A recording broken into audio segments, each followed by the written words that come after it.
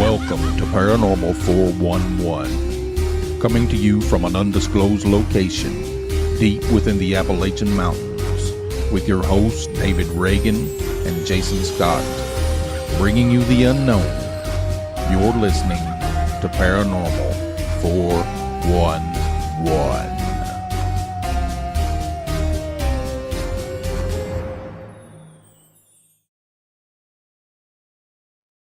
All right. Welcome, everybody. Welcome to the show. Welcome to the show. How you doing? I'm good. How you doing? Doing pretty good. Did you have a good weekend? Huh? Well, yeah, I guess. Not too bad. Not too bad. Yeah, that's good. Oh, bother. So we got a pretty good show lined up for you tonight. It's just me and David. It's us. It's been a while since you just had us. For your listening experience and your viewing. You might get a little of this tonight. You never know. Never know. We're going to be talking about the afterlife and some of the realms and a few near-death experiences. Yeah, this is going to be awesome. Oh, yeah. Maybe take a few calls on Podbean. Yes. Hey, you know, if there's enough people that chime in on one of these others after our first hour, I'll open up the actual phone lines. We haven't done that in a while. Right. So, you know, if we get enough people that says, hey, I want to call in, then we'll do that, right? I mean, oh, yeah. Because, I mean, you know, that does cost us money. So, no sense in having it open if no one's going to call. Right. I also want to let everybody know that we are live on Spreaker. We're live on Podbean. We're also going to be Facebook and YouTube live. And you can also come to paranormal411.org and go there and listen to us live. Live. This is live. Also, after the show, you can listen to us at 10 p.m. on That's it. WDJYFM.com. Oh, yeah. I like the sound of that. Oh, yeah. We also have a book. You can find that on Amazon. You can search for East Tennessee Hauntings and Lore. Remember that? It's a great little coffee table book. Yeah, I like 5-star rated. I take it to the bathroom. That's it. I've read it 20 times in the same day. No. Oh, my Lord.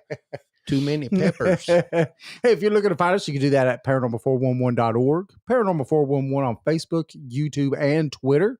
We're also on Saturday nights. That's tonight, if you don't remember. If, you know, I don't know what you'd be doing not to remember that today is Saturday night. But on Saturday nights at 10 p.m., like Jason just said a little bit ago, WDJYFM, you could go to WDJYFM.com and listen to us. We're also on all of your favorite podcast platforms. Join us. Yeah. So also want to, thank Memoirs Coffee Roasters, and also want to thank Legends and Lore Pizzeria. Legends and Lore. Yeah, they're going to have a get together tonight. He's trying to get some new members for his paranormal group. Well, I can't make it, but you can sign me up. I'll sign you up. If I get to make it, I want to sign both of us up. We want to thank all of our premium members. We've even got some new premium members this week. Oh, yeah. And we want to thank everybody for supporting the show. Yes. And we also want to thank Catalyst East Tennessee, because without them, we wouldn't have the awesome music that we get to play.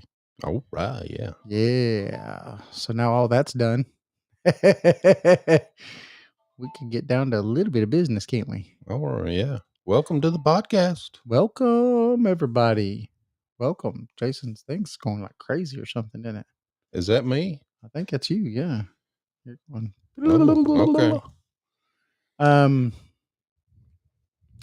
Do you want to go over this?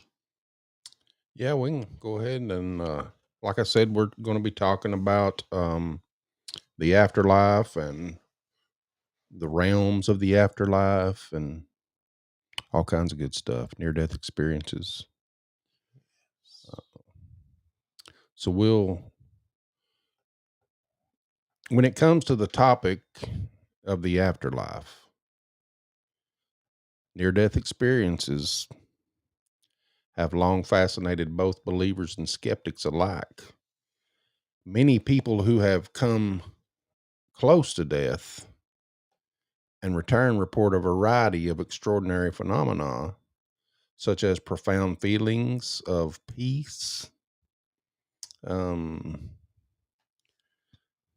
what else? They've had encounters with deceased loved ones That's it.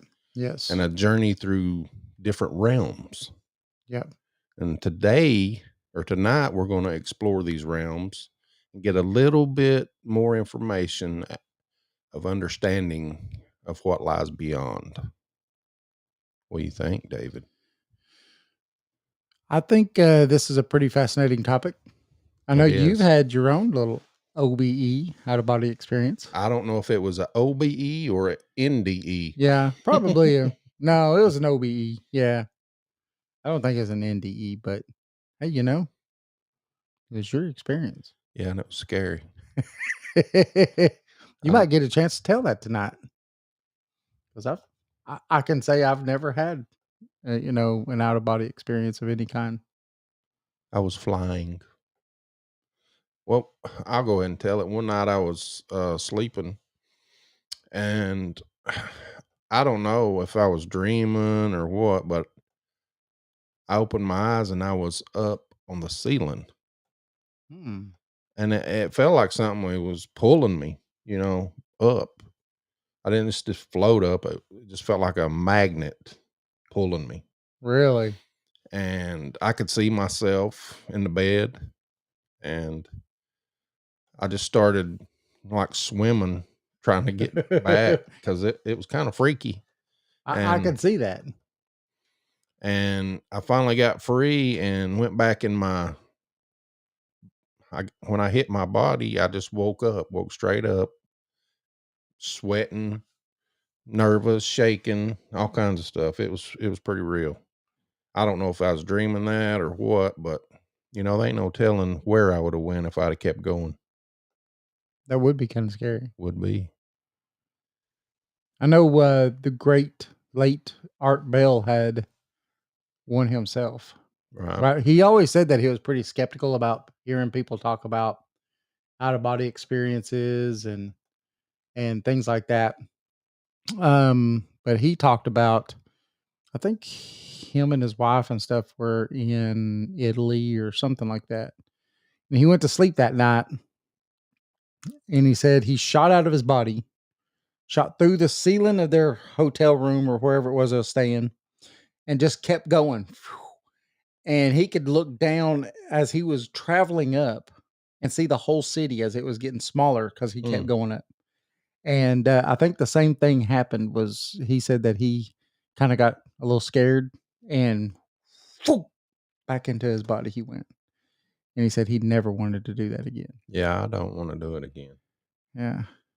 But you was able to do something that people spend a lifetime trying to do. Yeah. And you I just don't did it know. naturally. Yeah, I don't know how, but I did it. I do not know. So, near death experiences occur when an individual comes close to death, often due to a medical emergency or accident. Uh, and the out of body experience is totally, I mean, the same thing happens, but it's on different terms. Right. You can actually do an out of body experience if you're skilled enough. And Right. And there's people who, I guess, study that kind of thing. yeah. Uh, but the near death experience accounts provide us with a unique window into what may wait for us on the other side, right? Mm-hmm. In many NDEs, individuals report an out of body experiences where they feel separated from their physical form and are able to observe the events occurring around them. So That's basically the same thing as a out of body experience. Yeah. And one of the most commonly reported aspects of a near death experience is the journey through different realms. These realms are often described as different from our physical world, with the characteristics that transcend our earthly understanding. While experiences can vary, there are some consistent elements that appear across the board with NDEs. And you want to, you want to, let's see where we at. Well, these realms are frequently mentioned in near death experiences. It's important to note that the afterlife is believed to be vast and multifaceted.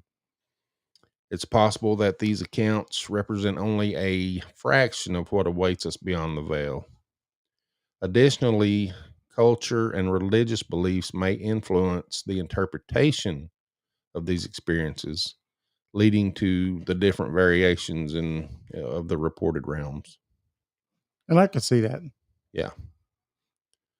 So we're going to talk a little bit about the realms, right?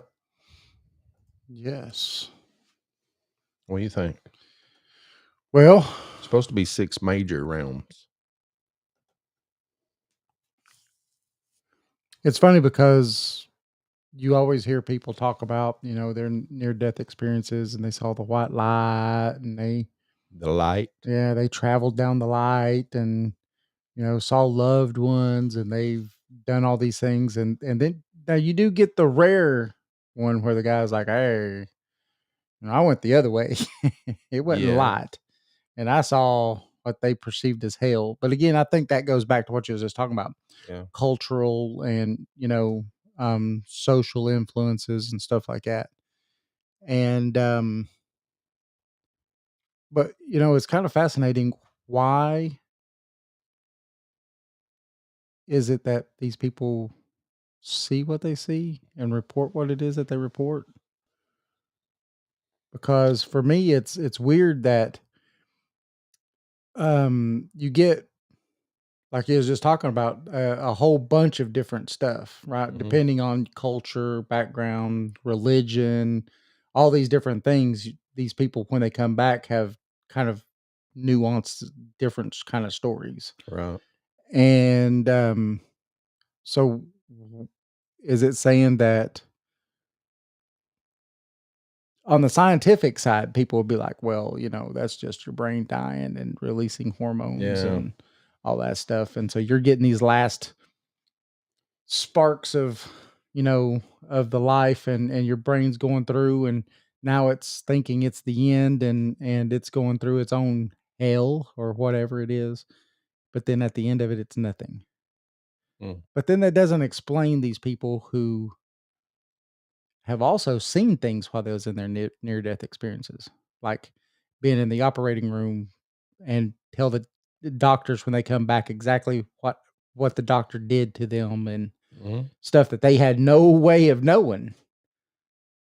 So to me, it's pretty fascinating, I think. Yeah. That's Um, just like what happened to me. yeah, I could see everything in the bedroom, right. even myself sleeping, And or from a different maybe I was vantage, dead. I don't know. and from that other vantage point, right, Yeah. from above. Hmm. And some people, and this is another thing that I find fascinating about this.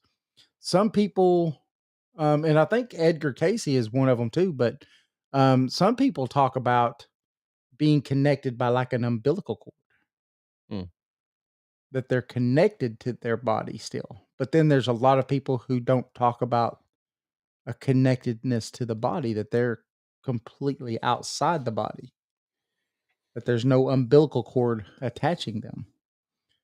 That's reasonable. Yeah. Yeah. It could explain. I know everybody's had dreams of Yeah. flying Man, when I was a when you was kid, younger. that was almost every night. Other than flapping your wings, because I used to flap my arms Yeah. when I dream about it. Maybe we was OBEing or something. Maybe. And I think as a kid, we're more open to things like that I happening. mean, I could go anywhere. Right. I went anywhere when I was. I remember, and this is what's funny to me. I remember being a kid and having those type of dreams. But I also remember it being specific. It was almost like flying a kite. I had to go against the wind. If the wind was blowing one way, I had to run against the wind to be able to jump, to be able to get flight.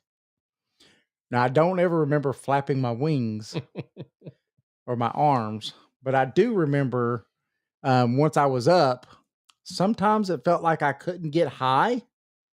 And so I was just barely skimming like over trees or over houses and stuff. But then there's times that I could get way up there. It was weird. Maybe Seems that like could I be. had that too. Yeah. That's why I was flapping. Flapping. You're like, I'm trying to get up. The Peter Pan, right? Hmm. Woo. I mean, I don't know. I think it's pretty fascinating. And then it's fascinating that things like this can occur across culture and religion and all these other things and still stay within a reasonable amount, pretty close to what Yeah.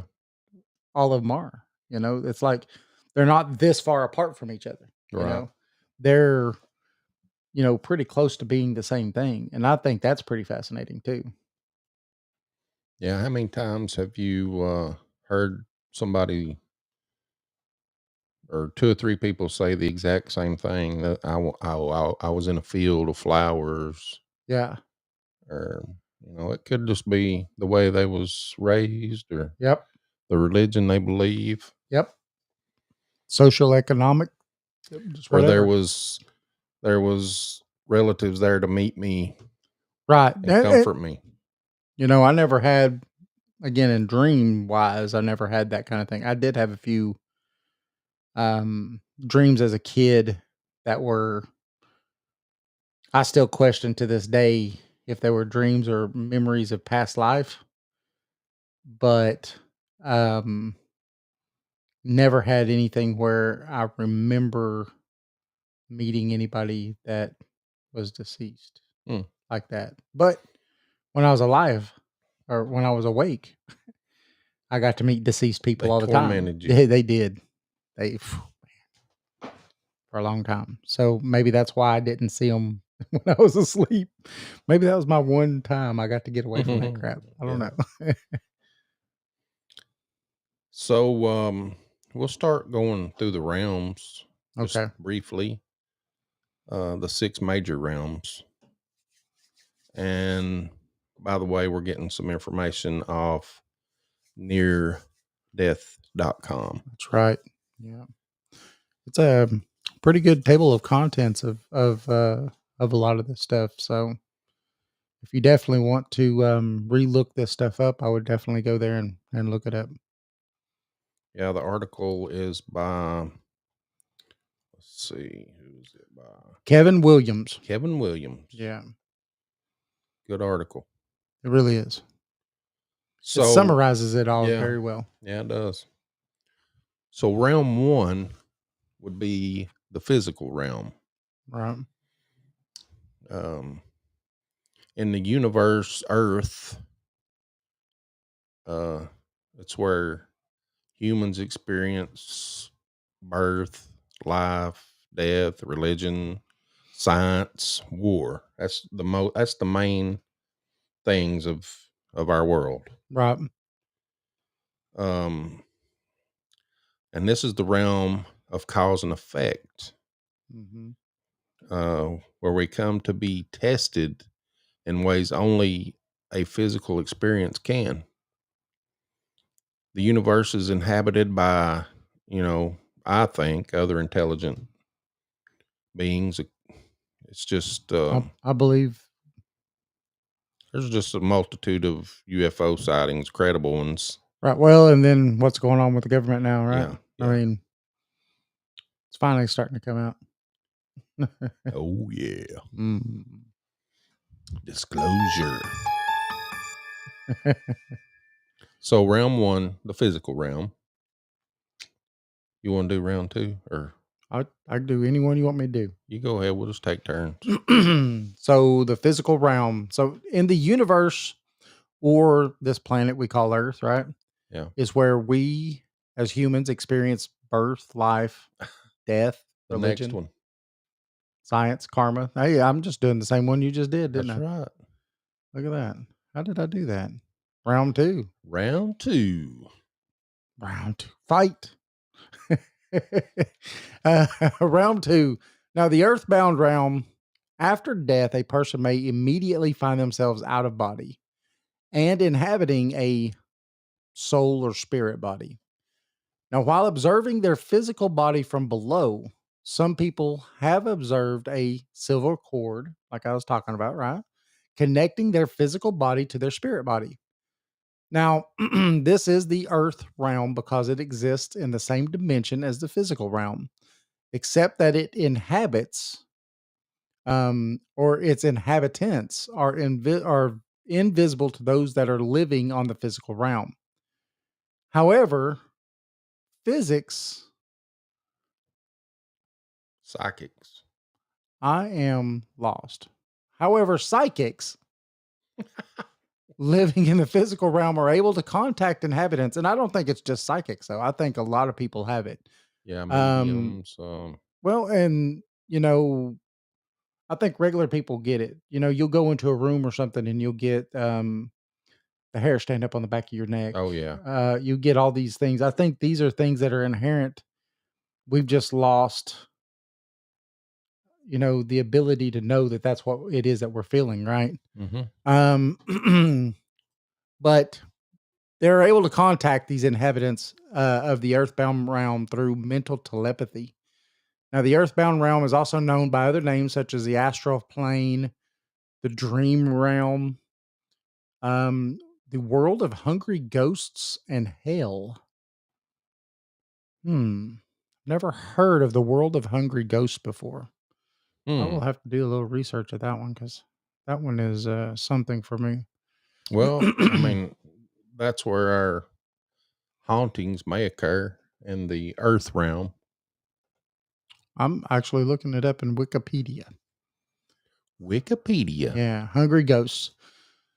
So, hungry ghosts, for those of you that are like me that don't know, is a term in Buddhism and Chinese traditional religion that represent beings who are driven by intense emotional needs in an animalistic way. Hmm.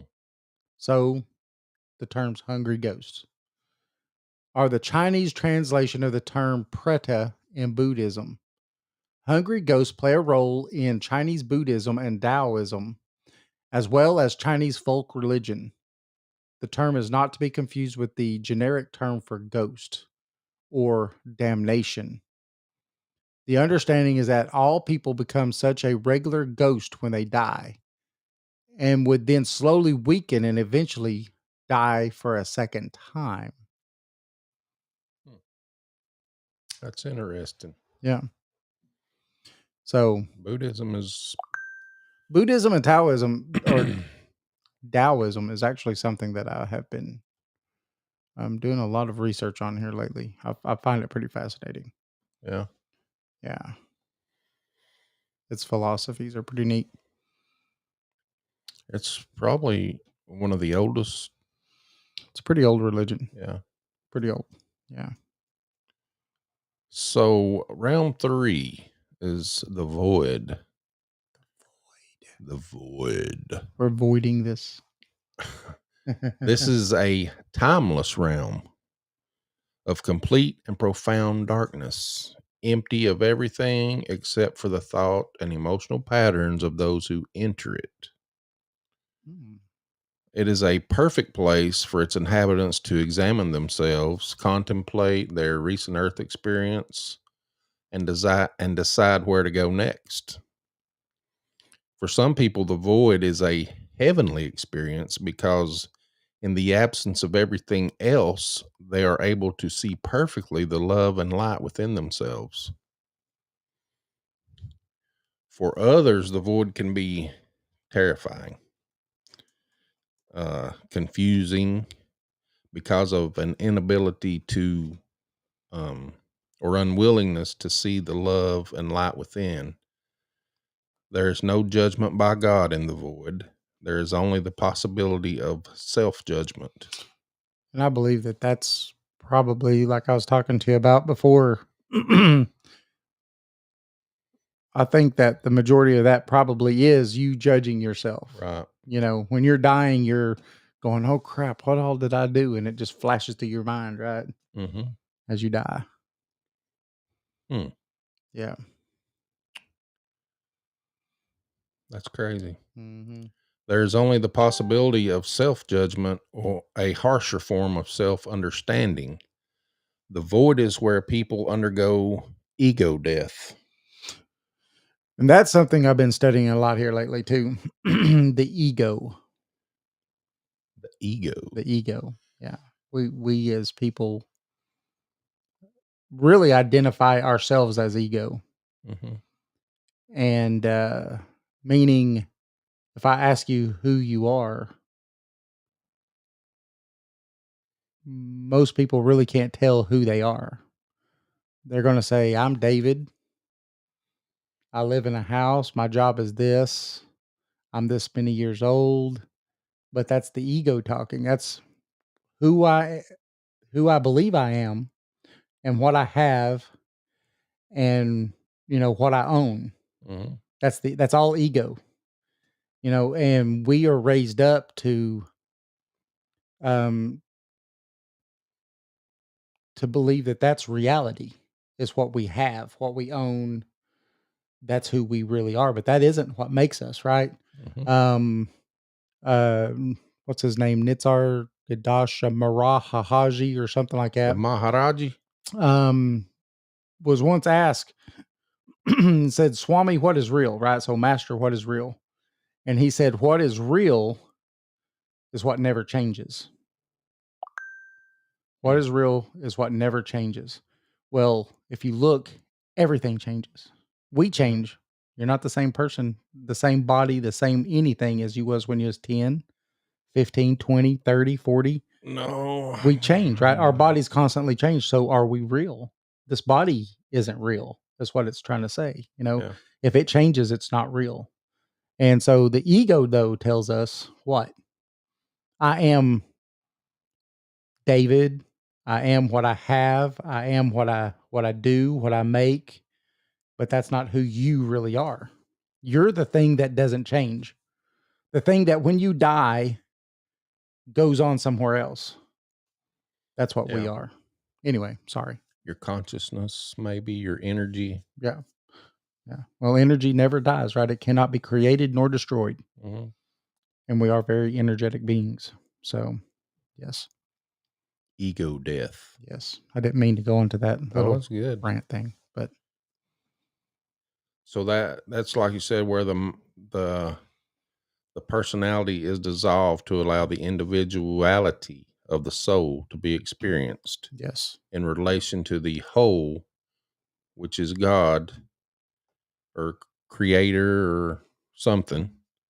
Many near-death experiencers find themselves immediately in the void upon clinical death.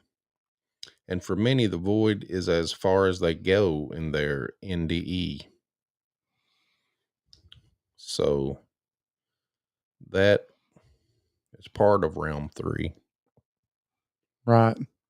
The void. the void. Then you have the tunnel. Right. So the tunnel in near death experiencers report being drawn into a tunnel at a very high speed. So I guess kind of like going through, like watching Star Trek, right? And watching all the stars come by. What is it? Hyperdrive, hyperspace? No, Yeah, that's Stargate. yeah. Hyperdrive. They've got I don't remember. What does Star Wars have? Star Trek. Star Trek. Yeah, Star Trek is a gravity drive or something. I don't remember now. I know they have dilithium crystals, right? We need Ian on the show. But anyway, they go extremely high speed towards a radiant light. Now, some experiencers have seen other souls with them in the tunnel in the form of orbs. And some experiencers have seen other souls around the edges of the tunnel calling out to them or trying to grab the experiencer. Hmm. Get over here.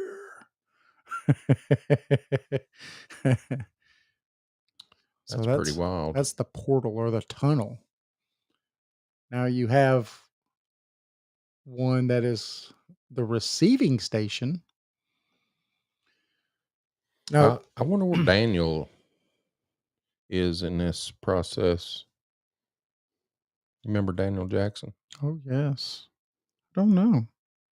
Hmm. Hmm, that is something, huh? Mm-hmm. So the receiving station is a temporary transit area. It's kind of a heavenly sorting area. You go this way, you go that way. This many sins over here. That's it. Read Hell this. this way. Read the signs, everybody. Read the signs. They're overhead. Read the signs. I should not have to tell you this. Murderers That's it. to the left. That's it. You're going down. A heavenly amphitheater or a heavenly airport terminal. Here's where the experiencer may have a homecoming with deceased loved ones, meet the spirit guides, or meet a religious leader they admired, such as Jesus. Have a life review and receive forgotten knowledge of both the past and the future. Now, the NDE experiencer is then sent back to life on Earth, usually after being told they are not ready to die. You hear that over and over again, don't you? Oh yeah. Examples of the receiving station in NDEs can be found. So, that's the thing is that you do hear that. And, you do hear almost every one of these people have that same thing, right? It's not your time. You need to go back. You have something to do. Yes. Yes. You have not fulfilled your destiny yet. Luke, I am The force is strong in this one. I mean, that is something that you do hear, Yeah. a lot of is that it's not your time, you need to go back and fulfill your whatever, your destiny or your whatever what do you want to call it? And I wonder how much of that has to do with your religious beliefs Yeah. and a lot of stuff like that. Because I think that if you had a person that particularly had no religious beliefs at all, would they come back the same? And I think that there is some tales of some people that have become religious when they weren't religious, but after one of these experiences. Hmm. So I don't know. That's a pretty neat thing to think of, I think. Yeah, it is. So you want to take a break here before Yes. we get into realm number 4? Let's do it. Realm 4. Round 4. Um before we go into our break, remember tonight you're just getting Jason and I. We're live on Spreaker, Podbean, also Facebook and YouTube Live. Remember, we do have a book out, Amazon, East Tennessee Hauntings and Lore. If you're looking to find us, you can do that at Paranormal 411, Paranormal 411 on Facebook, YouTube, and Twitter. Now, tonight, 10 p.m., you could also find us at wdjyfm.com. Definitely listen to us. And we're also on all of your favorite podcast platforms. We also want to thank Eddie and Jeff and everybody for supporting the show. Oh yeah. Legends in Lore, Memoirs Coffee Roasters. All of y'all are awesome. And we also want to thank all of our premium members. Without you, it would definitely not be as easy. No. You lighten the load, and we're grateful. But we're grateful for everyone that listens because you know what? You all make it possible. Otherwise, Jason and I would just be talking to ourselves. Yeah, we're talking to a couple people, We got 2 people on here, maybe 2 or 3. 3. Yeah. Roger says warp speed. Roger. So, all right, let's take a break. We'll be back after this quick break.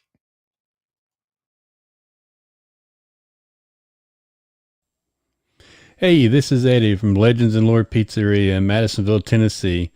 Cool little pizza shop with a paranormal and cryptid theme. Just voted best pizza in Monroe County. Follow us on Facebook at Legends and Lore Pizzeria to get the latest updates and hours, specials, and new menu items.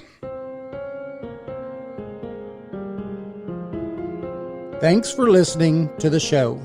You can find us on Facebook and Twitter at Paranormal 411. Join us on the website at paranormal411.org. It's free to sign up and become a member. All of our upcoming shows are on the guest and events page. You can also listen to past shows on the website as well. And if you like the show and want to support us, you can do that by becoming a premium member for only $2 a month. Thanks for listening to Paranormal 411. Join. In a world on the edge of oblivion, go to paranormal411.org for all of your paranormal, extraterrestrial, and cryptid needs. This is Jeff Reagan of the band Catalyst. Visit Paranormal 411. Click on our link on the right-hand side to listen to or purchase any of our albums on BandLab.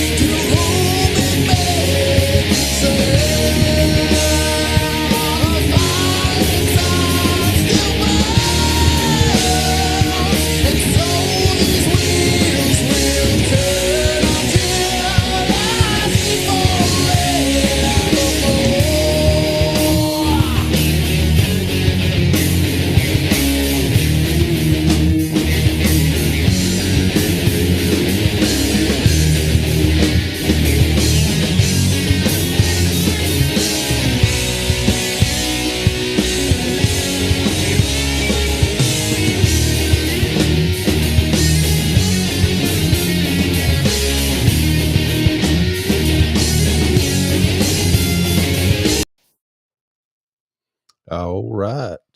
All right. We are back. We're back.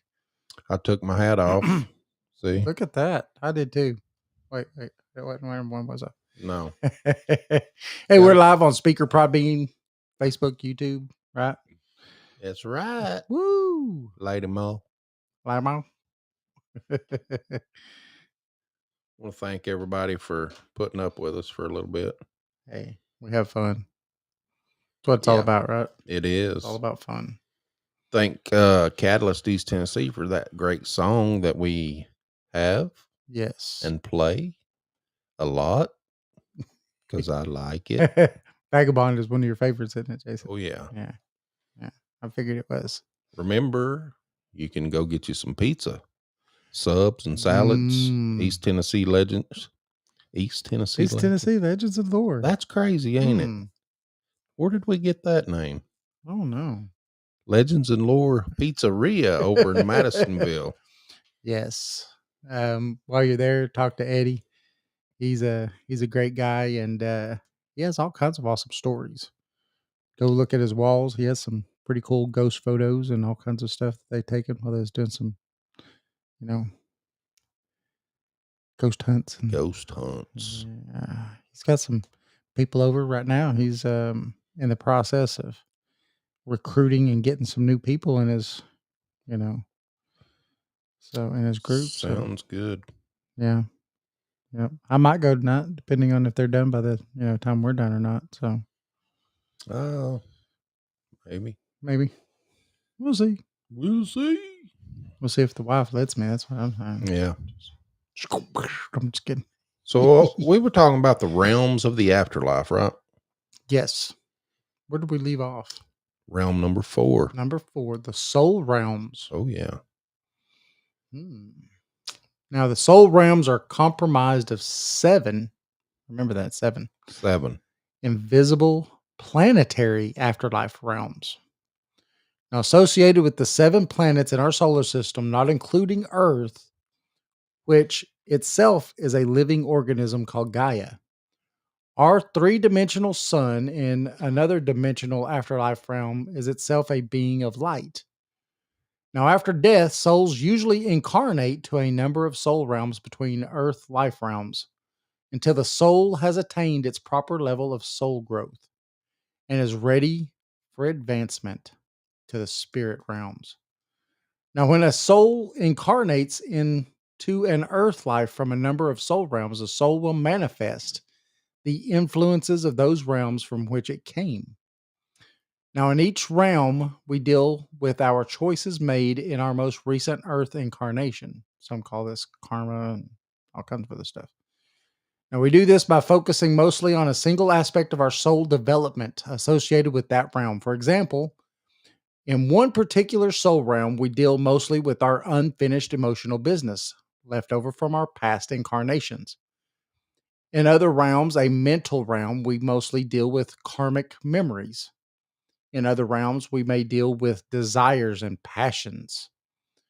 Souls live in communities with those whom share a like sympathy, such as a family and friends. Now, souls occasionally take trips into other realms and return again to use those experiences in their soul communities. Just as people on earth are doing dreams and NDE'S, this is accomplished under the guidance and protection of souls and spirits who have taken this as their ministry. The only difference is that after death, souls do not sleep and they vividly recall the experiences of having traveled to another realm. And that's kind of like, what we talked about last week, right? Where we talked about, star seeds and things like that. Oh, yeah. Where people from even other planetary bodies can incarnate into this realm and into our 3-dimensional reality here on this planet too. Mm-hmm. So not necessarily are you bound to only reincarnate or incarnate onto the planet that you think that you may be from, which is the planet you're on now, right? Right. You may be from another planet. I may be a star seed. I think we all I just haven't been activated. I think we all are. Really, I do. I just think that some people may know and some don't. Right. It's just their time to know, maybe. I don't know. Maybe. Maybe. I don't know. So round 5, the spirit realm. That was neat, wasn't Right. it? After all, the soul realms associated with our solar system have been fully experienced and all the lessons have been fully learned, um, and the proper level of soul growth has been attained, Mhm. the soul can move on to the spirit realm associated with the constellations, um, and the star systems around the spiritual universe. Mhm. Some NDE experiencers have met their higher self in this realm. Well, The 5D realm. that's what I was about to say, right? Some experiencers have described seeing a city of light or a galaxy of light. So I think that's talking about reincarnation, right? Mm-hmm. After you incarnate so many times and you learn every time you incarnate and you Mm-hmm. experience all these levels, Right. and your soul grows to the proper level, then you can move on to what you really are. Right. That's interesting. Yep. It's a growth, I guess. You've got to learn all these different things, I guess. Then you could be like on Stargate, Daniel Jackson. What was That's he? right. Yes, Where he ascended to he a was an ascended being. yeah. And a lot of people think that that's what Jesus and Right. Buddha and Mohammed. Muhammad and all these people were these ascended masters type stuff. Mm-hmm. We had that one guy on. What was his name? Do you remember? He talked to us about his master that could bilocate. Was that Wajid Yes, Hassan? Wajid Hassan. Yeah, we need to have him on again sometime. Yes, he's a Um, good guy. he talked about where he could bilocate, be in two places at the same time. Walk had been People had seen him completely walk through walls. Just some stuff that you wouldn't even think was real. Right.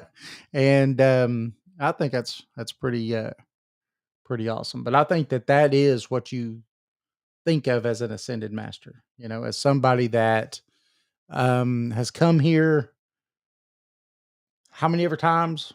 I mean, and we're talking Eastern philosophy here, everybody. This is definitely, it's not Western philosophy. Mm-hmm. But has come here as many times as they have come here, learned, supposedly all the stuff that they needed to learn, and have finally understood what it is, right? Because you could come here once, you come here a million times. Your level of understanding is up to you. Like I said, I've been doing a lot of reading into this kind of stuff here lately myself, and a lot of these other philosophies or something like they said that you could just one day sometimes have this thing to where you realize that you're God. Hmm. And over in those places in India and stuff like that, you're actually celebrated for that. Really. Yeah, because they say that everyone's God, but you don't necessarily have to realize that you're God. That there's no right or wrong anything to this existence. Mm-hmm. We're here to do what it is that we do. Whatever it is. It doesn't matter. It's just whatever you do. Yeah. You could do nothing, you could do all kinds of stuff. It doesn't matter, right? It's just you could do it. But when you realize you're God, in the Western world, you get put in a psychiatric ward. Over there, you're celebrated, and then people go, "Oh, well, I'm glad you finally realize it." And then Yeah. it's nothing new, you know. And I think that we need to be a little more understanding sometimes, maybe. Yeah. So, anyway, your turn, Jason. I hijacked you. No, you didn't. So we're going to talk about what you just talked about, Oh, yeah? the God realm. Oh, nice. That is realm number 6 on Oh. the list. Nice. This is the highest realm, and it's completely outside of the universe, and it's called the God realm. It is the ultimate destination of every spirit.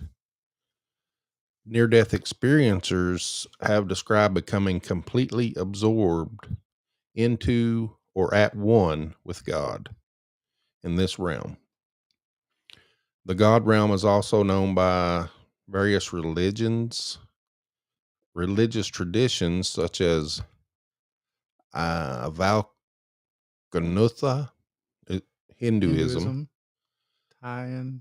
Yeah. Taoism, or Toism, It's Taoism and Confucianism. yeah, Buddhism, Yep. Judaism, Yep. and Islam. Yep. It is possible that there are a multitude of these realms as well.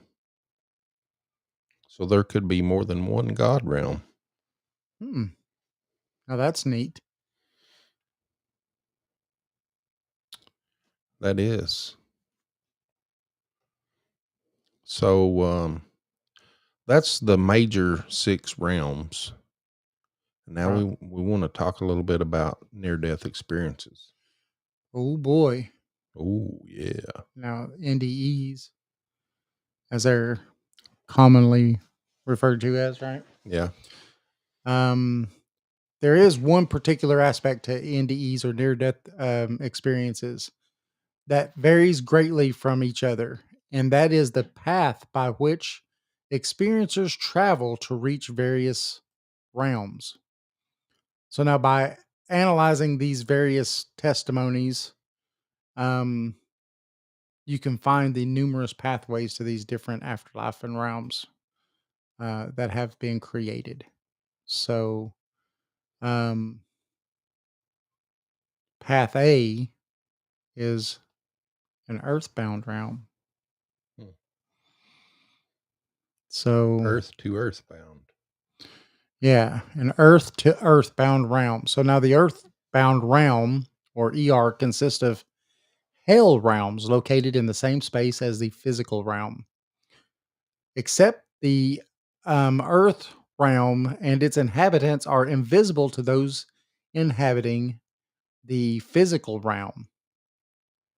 Now, by those who are psychic enough to sense them, they are not, right? Yeah. So those people who are psychic can actually sense those people who are earthbound spirits, I guess. Now, the transition to the earth realm after death is no subtle that many souls who travel there are not even aware that they have died. Now, several cases in point are Dr. George Ritchie and Dr. Diane Morrissey. Now, both of these experiencers dwelt in the earth realm for extended periods of time until they saw their dead body and realized that they were actually dead. Now, any NDE experiencer is out of body and can observe their, you know, death or their body lying there from any distance that is experienced in the earth realm. Now, the earth realm is a temporary state of mind and a soul after death of having earthly and physical desires that can no longer be satisfied. It is also a condition resulting from living a hellish lifetime with little or no soul growth. Hmm. So they're saying that you're putting yourself through hell, I guess, Yeah. by remaining here, right? The condition is neither condemnation, judgment, nor punishment. It is the natural consequences or karma of living such a life. It is a painful condition similar to withdrawal symptoms. It is a purification process, much like the Catholic concept of purgatory. It ends when those in such a condition are willing to see the light and love within themselves and others, which is God. Again, I think that that's something that would be interesting to see what different religions and things like that would come to that same conclusion. Yeah, I'm sure all this is just speculation Right. because nobody really knows what happens. Nope. Well, I we do mean, when we die for sure, right? yeah, I But you mean, can't come back and tell. but you can't come back if you're already an earthbound spirit Right. Yeah. unless you tell it Possess through somebody yeah, maybe. I don't know. or tell it through a psychic, like you was about Yeah. to say. Yeah, that's true. We've got one on here. Lori's on Hey, here. Lori. So the next path Yes. would be earth to void, which we talked about the void. Mm-hmm. Some people report entering the void immediately after death without having to go through the tunnel. Others do report entering the void through the tunnel. Some people, such as Dr. George Ritchie, do not go through a tunnel but are led from one realm to the other by a being of light. That sounds familiar. Mm-hmm. One of the best descriptions of the void comes from the near-death account of Malin Thomas Benedict.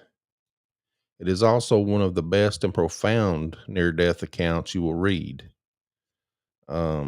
Other excellent void descriptions can be found. Oh, sorry. In the NDE'S. Yeah, So, in the NDE'S. Yep. Of Dr. George Ritchie, Howard Storm, Angie Finmore, and a whole bunch of other people. I'm curious. Melon Thomas Benedict, right? Mm-hmm. It's supposed to be one of the best descriptions. Here we go. Here we go. Woo. I don't know if we're going to get into all of this because this is huge. We'll just kind of touch about it maybe. So in 1982, Melon Thomas died. Well, he suffered from a terminal brain cancer and died, right? But miraculously lived to tell about it. Now, while showing no vital signs for 90 minutes, Benedict had perhaps the most transcendental NDE ever documented. Now, while on the other side, Benedict journeyed through various afterlife realms and was given access to universal intelligence, by which he was allowed to absorb a tremendous amount of spiritual and scientific knowledge, including the nature of reincarnation. Now, Benedict's enthusiastic curiosity during his NDE took him far into the remote depths of existence and even beyond, into the energetic void of nothingness beyond the Big Bang. He was shown in holographic detail the evolution of both Mother Earth and humanity, and experienced the cosmology of our soul's connection with the earth. He was given knowledge about humanity's role in the universe, including a beautiful vision of humanity's future for the next 400 years. Deepak Chopra, I've been listening to him a lot. In his book, Life After Death, The Burden of Proof, recounts Benedict's journey at length and says Mellon is an encyclopedia of the afterlife. And the view of the webmaster of this site, that you could read the most inspirational NDE ever documented. And they talk about who was, who that guy was. They go through the road to death. So it gets in pretty depth, which we won't go into. Maybe if you want us to do another show, maybe a short show one of these days and kind of go into this, we will. But it looks pretty neat. I mean, he was able to come back with all this knowledge. It's pretty neat. Yes, it is. I know Lori would know who that Deepak was too. But anyway, go ahead, Jason. I kind of cut you in half, didn't I? No. No, that was the end of it, wasn't it? Yeah. So now the next path is earth to void to heaven. So they're going from earth into the void and then to heaven. Or I guess what they're perceiving as heaven. Right. Now, some people describe entering the void either through the tunnel or not through the tunnel. Now, once in the void, some people immediately return to their body and their NDE is over. Now, other people have an extended experience in the void and then return to their bodies. That's pretty neat. Yeah. Now, some people leave the void and enter heaven. Now, once in the void, the only way out of it is through the love you have cultivated within you during your life. In the void, once a person begins to think, remember, feel, and realize love, the tunnel opens and you enter toward the light. Now, some people, such as Linda Stewart, leave the void with the help of a light being. So the void is totally devoid of love, light, and the only way you can be attracted to the light is by realizing the love within you. Sounds like a song, doesn't it? Mm-hmm. One of the best descriptions concerning the transition from the earth to the void heaven is in the near-death account of Howard Storm. So they went through the void on the way to heaven. Howard Storm. His near-death experience. I'm sorry, but I'm kind of going off on tangents. And he had an invitation to hell from strange beings, too. So Howard Storm was a professor of art at Northern Kentucky University. Now, he was not a very pleasant person by his own admission. He was a avowed atheist and was hostile to every form of religion and those who practiced it. He would often use rage to control everyone around him and didn't find joy in anything. Anything that was not able to be touched, seen, felt. He had no faith whatsoever. Now, he knew with certainty that the material world was a full extent of everything that was. He did consider all belief system associated with religion to be fantasies for people to deceive themselves with. Now, this is probably going to come up to the one I told you about, right? An atheist or somebody like that comes back profoundly changed. Yeah. Beyond what science has said, now there was nothing else. But then on June 1st, 1985, at the age of 38, he had a near-death experience due to a perforation of the stomach.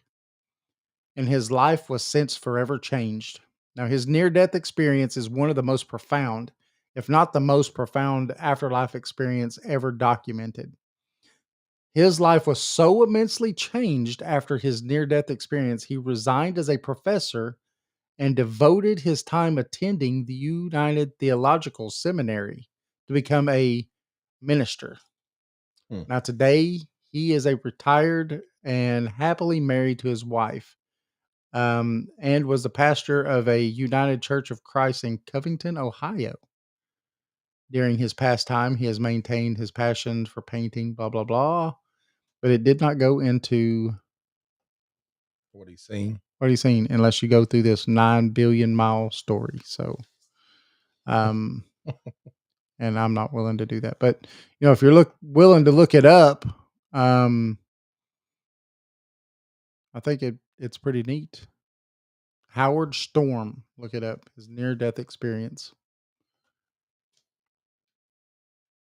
Nice.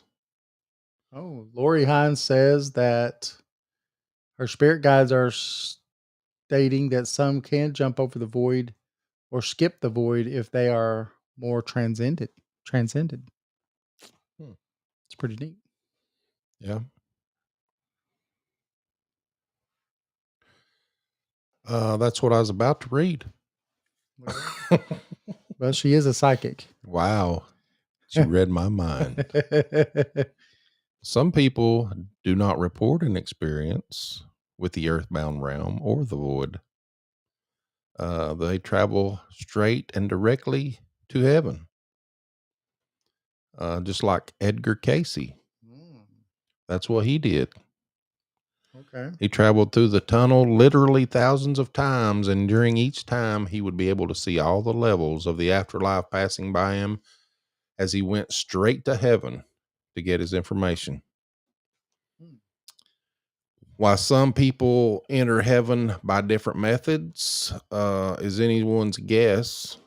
Perhaps people travel to afterlife realms according to how much they have earned it in life and in past lives. This would explain how some children have experiences in heaven without having to earn it in their current life. And this suggests to me that they have, or not to me, to Kevin, that they have earned it in a previous life. That's just his 2 cents, Kevin Williams. So, skip the void, right? Earthbound, skip the void.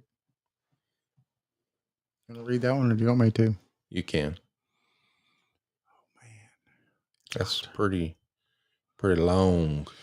it is. So now they're saying that earth to earth realm to void to heaven. That's crazy. So an interesting aspect of near-death accounts is that if one reads enough of them, one begins to understand the various transitions from earth to heaven. So some of these reports, such as Dr. George Ritchie's, are virtually guided tours by a being of light. Often these kinds of experiences are most transcendental. These cases who come closest to death or were clinically dead, just as Moody's case reported, told of being outside of their bodies or moving through a void or dark tunnel toward a luminous light, of meeting with departed relatives and friends, of having feeling of a great comfort and bliss, and of being surrounded by compassionate love. And you do hear that a lot. That's what you hear probably more than anything is, I just felt love. Right. Love. That's so a feeling so beautiful they longed to remain. And when they returned to the earthly realm, they were affected by this feeling for the rest of their lives. Now, Edgar Casey would leave his body and become oppressed by the darkness. He would then experience a tremendous feeling of loneliness, then would see a white beam of light and know that he must follow it or be lost. Whenever he would move through the tunnel toward the light, he would travel through various afterlife levels where unusual beings dwelled. Now, on the first afterlife level, there were vague, horrible, grotesque forms, such as one would see in a nightmare. Moving on, he would see the other side of the tunnel, misshapen forms of human beings with some part of the body magnified. He would also see people on both sides of the tunnel calling out to him for help and trying to get his attention. But Casey knew that any deviation from the tunnel would mean that he wouldn't be able to return to his body. Now, as he moved further up the tunnel, the darkness would become lighter and the realm would become more colorful. At the end of the tunnel, he would then enter the Hall of Records, the heavenly source of the information he obtains. The Akashic Records is what I believe that is. Yeah. Howard Pittman entered the second realm, or the void, where no love existed and where demons were participating in their area of expertise in tormenting souls. Pittman was taken to the first realm, or the earthbound realm, which he learned was a spirit realm near the earth where demons stalk the living. It was in this realm that he saw demons in all shapes and forms.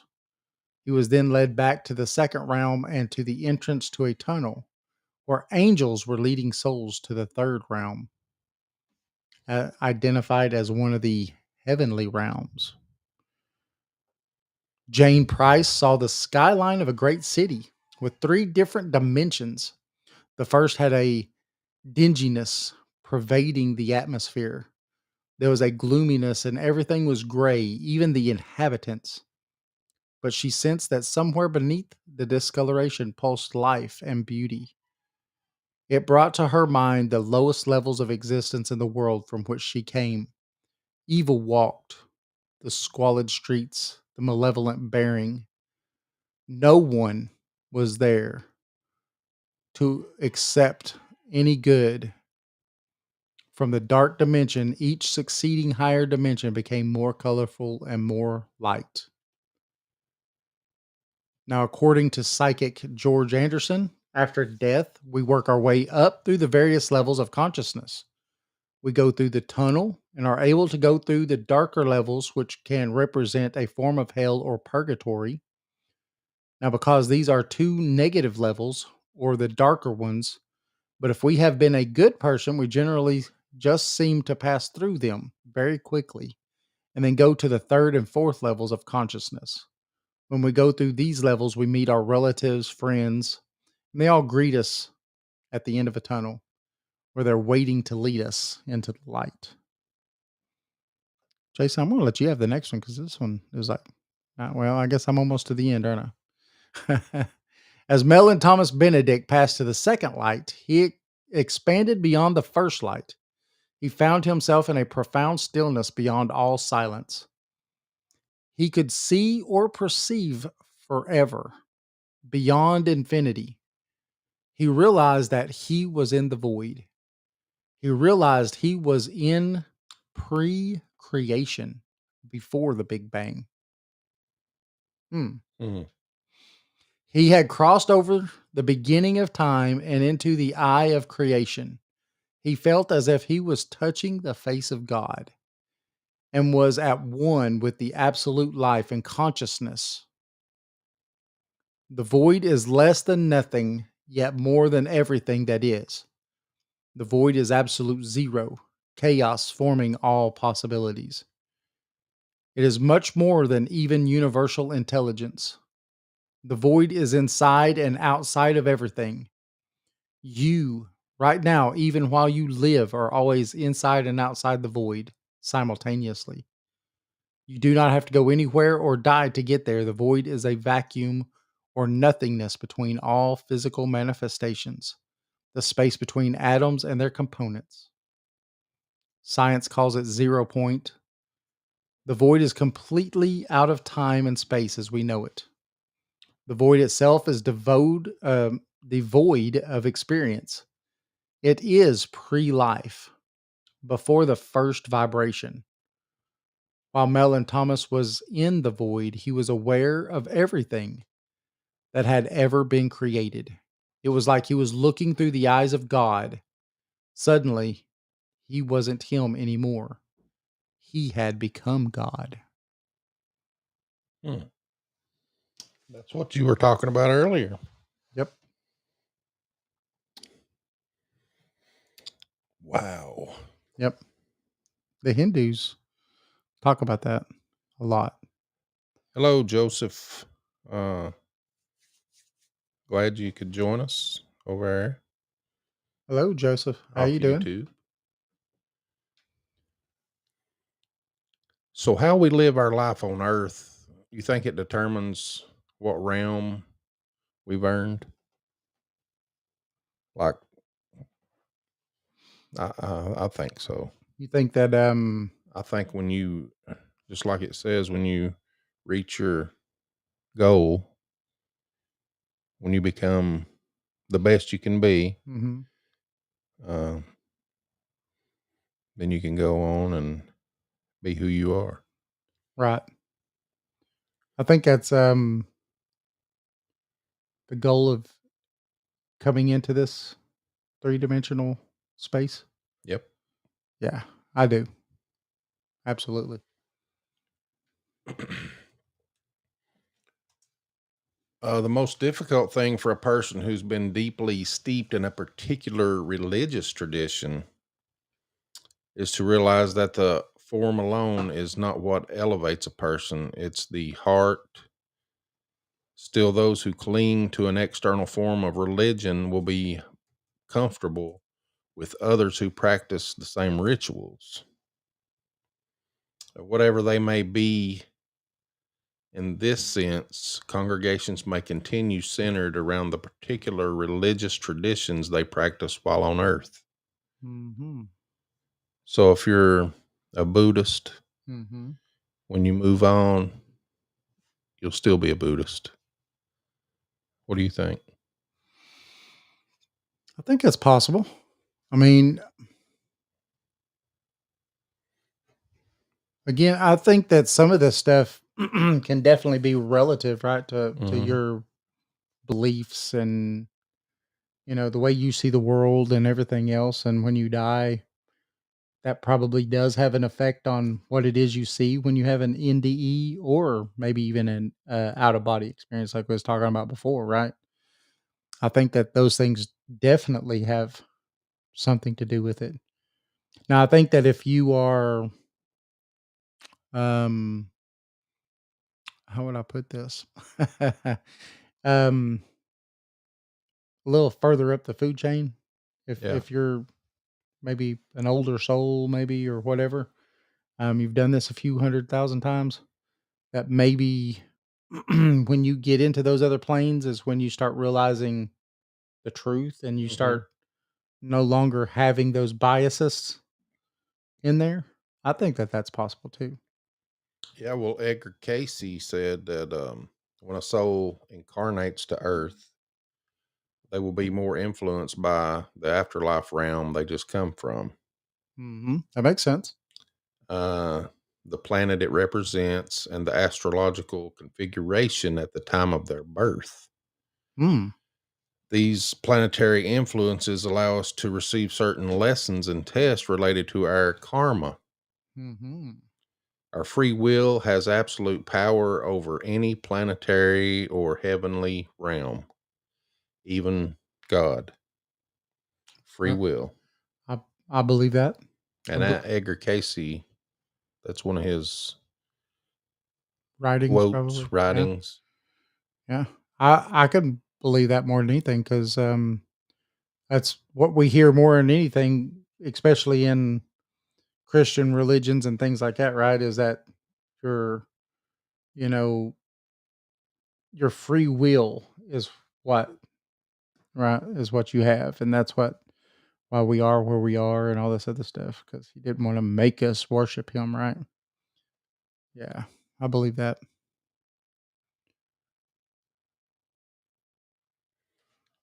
Yep. What's up? You got anything else to?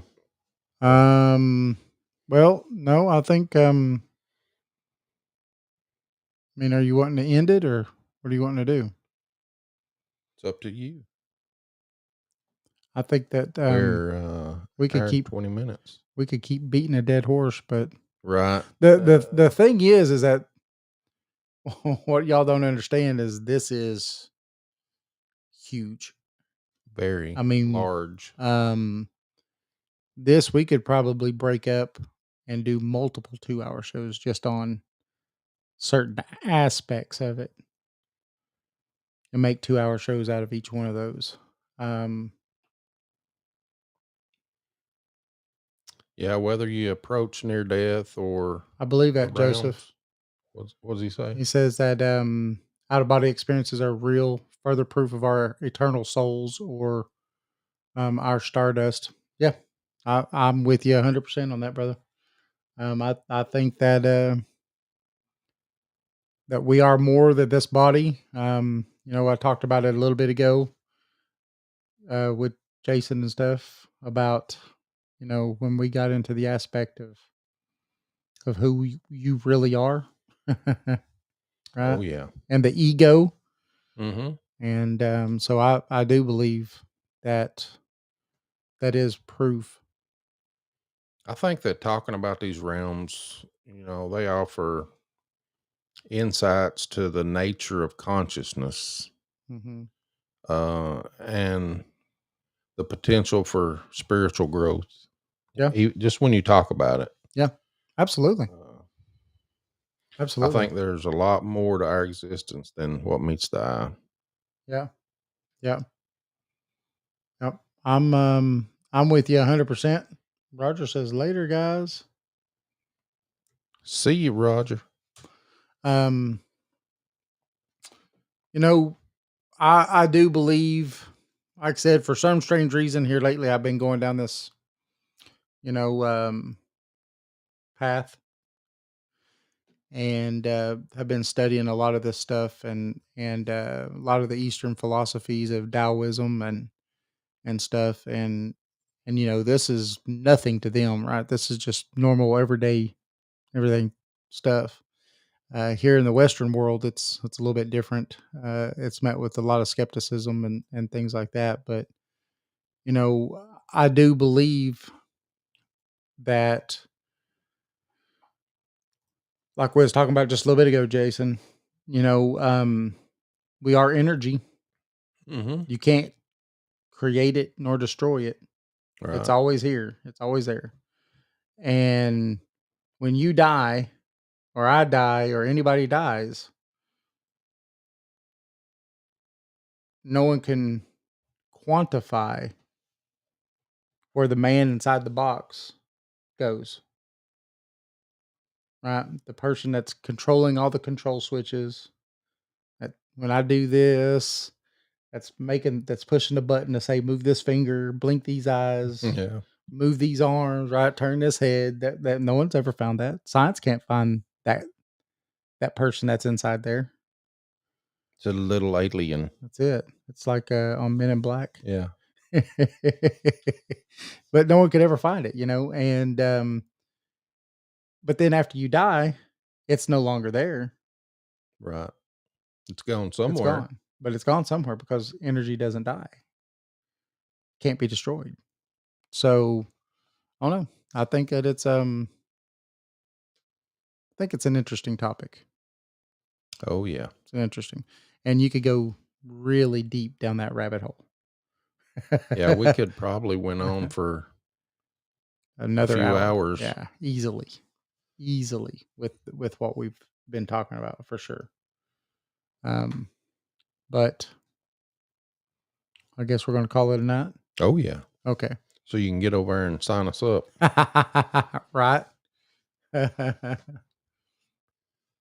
All right. You just listened to Afterlife, Realms, and NDE'S. Yes. And the website was neardeath.com. You can go look that up and see everything we just talked about. Mm-hmm. Yeah, it's a really good website. I would say everybody needs to go look at it. Yeah. It's really in depth. It has links to all these different people with these NDEs and stuff, to their Wikipedias and all kinds of stuff like that. So it's kind of neat. All right. All right. Remember, we want to tell everybody thanks. I want to thank all of our premium members for sure. You can find us at paranormal411.org, paranormal411 on Facebook, YouTube, and Twitter. Now, tonight, 10 p.m. Eastern Standard Time, go to WDJYFM and WDJYFM.com and listen to us. We have a show that comes on. They play 2 hours. They play an hour of a show, and then right after that, they'll play an hour of another different show. And it's really cool. And that's a good way of sponsoring or helping us out and everything like that. So definitely do that. You could also go to paranormal411.org, and right on the front page, there's a link that takes you straight to the radio station too. So you could go there and do the same thing. Remember, we do have a book. You can find it on Amazon. It's East Tennessee Hauntings and Lore. Right? It's a pretty neat little book. There it is. Look at that. Jason's throwing it right on there. So want to thank everybody again for listening and tuning in. And everybody have a good night. Have a good weekend. And next week we have a great guest coming on, right? We thought it was this week, everybody, but it ends up being next week that our guest is on. Right. Stacy Hazlitt. Yes. Going to be talking about his clan of Bigfoot that live on his property. So yeah, it'll be a very interesting show for sure. Very one of those Art Bell shows. Yes, we've had him on one time before, and it very interesting topics and what he talks about and shares with everybody. So definitely tune in next week because it's going to be interesting. Oh yeah. We'll see y'all next week. Go listen to the show 10 o'clock on WDJYFM.com. That's right. See you there.